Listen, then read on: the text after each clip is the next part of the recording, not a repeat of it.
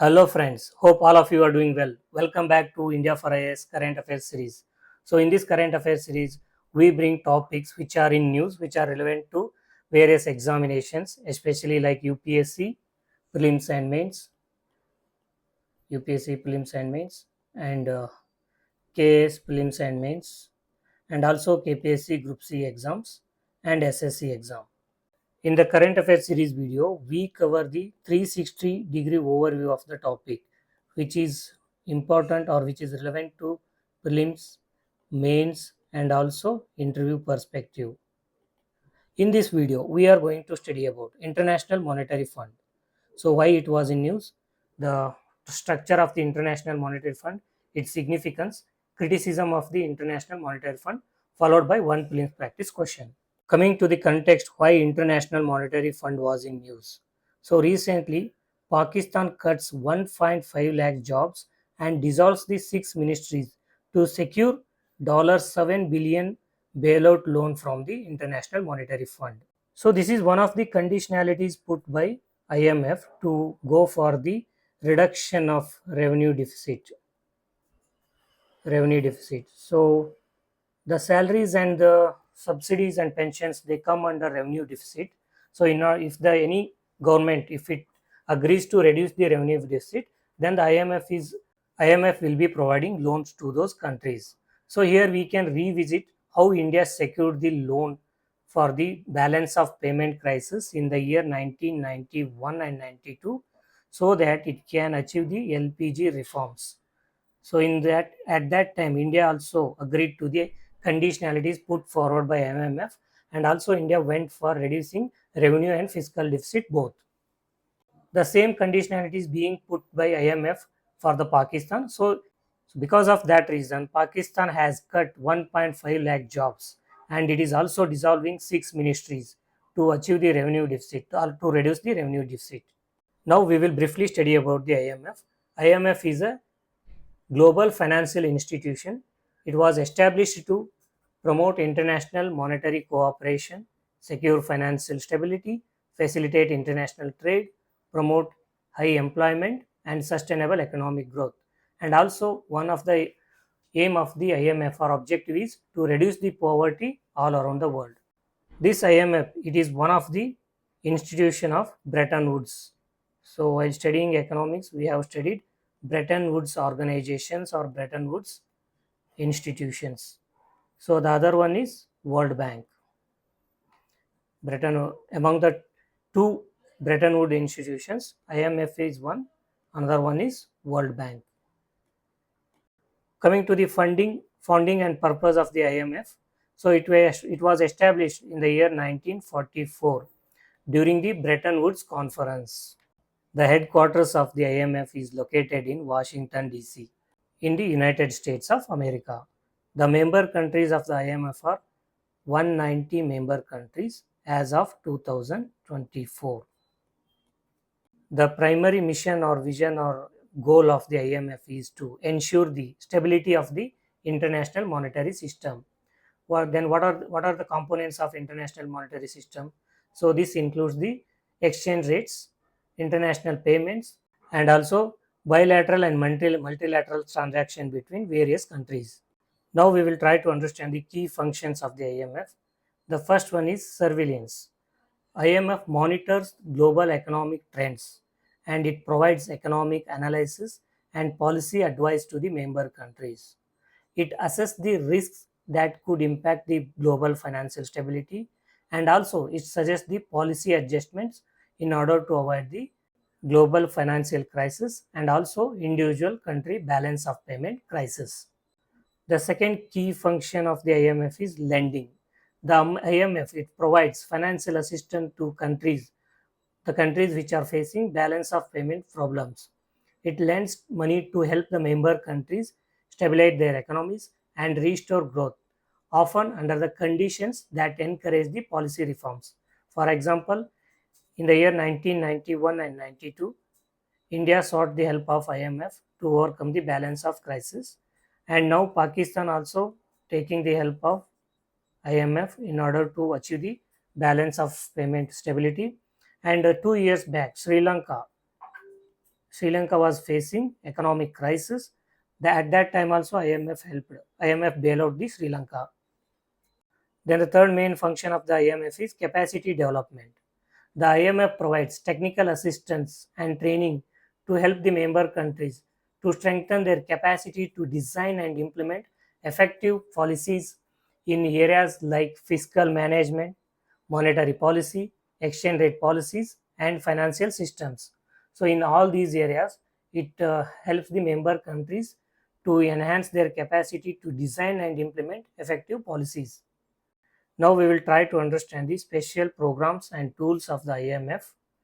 First one is special drawing rights. It is an international reserve asset created by IMF. It is used to supplement its member countries' official reserves. The special drawing rights, they are based on the basket of currencies.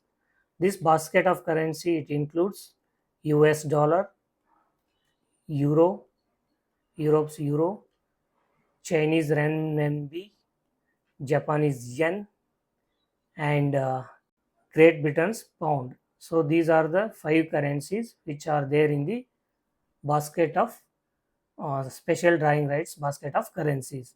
The purpose of creating the special drawing rights is to maintain the each individual country's official reserves in the IMF. So this reserve is denominated in the basket of currencies of these five countries. Then the second tool is quota system. Each IMF member country assigned a quota based on its size in the global economy. The quota determines a country's financial contribution to the IMF, its voting power, and access to the IMF resources. So, based on the country's size in the global economy, each country is provided with quota system. So, this quota system it determines countries' voting rights in the IMF, voting rights. Then it determines access to IMF resources.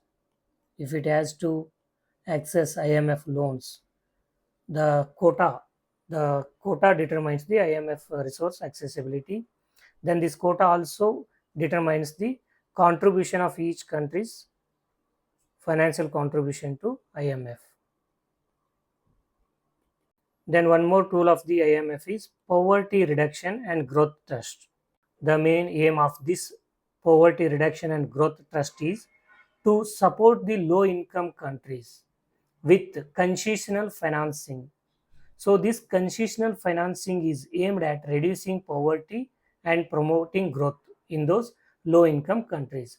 It means the IMF provides loans at a concessional rate, not at the higher rate.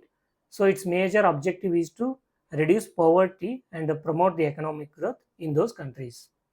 Now we will look into IMF programs and assistance. IMF typically offers short to medium term financial assistance through various arrangements. So these various arrangements are like this. The first one is standby arrangements. The second one is extended fund facility. The third one is rapid financing instrument. So the IMF also puts conditionalities through these arrangements for the countries which are seeking financial support. So in exchange for financial support, the countries often agree to undertake policy reforms. These policy reforms they aim at correcting macroeconomic imbalances, which can include fiscal austerity, structural adjustments, and currency devaluation. Fiscal austerity means the government should cut its spending and it should reduce its fiscal and revenue deficit. Structural adjustment means major changes in the structure of the economy should happen. That means there should be more emphasis on industrial and service sector. Then currency devaluation means artificially depreciating the currency of the country against the major currencies of the world. For example, India has 1 US dollar equal to 85 rupees. If India wants to devalue its currency, what it will do? Officially, it will say that 1 US dollar equal to 90 rupees. So, what India is doing? Officially, it is devaluing its currency. So, this is called currency devaluation. Now, we will briefly look into the governance of the IMF. The governance of the IMF has been done by executive board and its managing director. The executive board, it is the IMF's day-to-day work is overseen by the executive board. It is composed of 24 executive directors. Executive directors. These executive directors, they are representing member countries or a group of countries. Then the managing director of the IMF. This IMF is headed by a managing director. Currently, Kristina Georgieva is the managing director of the IMF. The managing director of the IMF is appointed by the executive board for a renewable term of 5 years. Coming to the criticism and controversy associated with IMF, IMF has been criticized for the conditionalities it imposes on borrowing countries like austerity measures, reduced social spending, and negative economic impacts. So these particularly impact on vulnerable populations of those countries. There is also a debate about the IMF's role in promoting neoliberal economic policies. So these neoliberal economic policies, they prioritize the market liberalization and deregulation. This is all about IMF, its structure and functioning, criticism and controversy associated with IMF. Based on the topic that we have discussed so far, that is International Monetary Fund, here we have provided one prelims practice question. This question contains 4 statements. Go through all the 4 statements and comment your answer.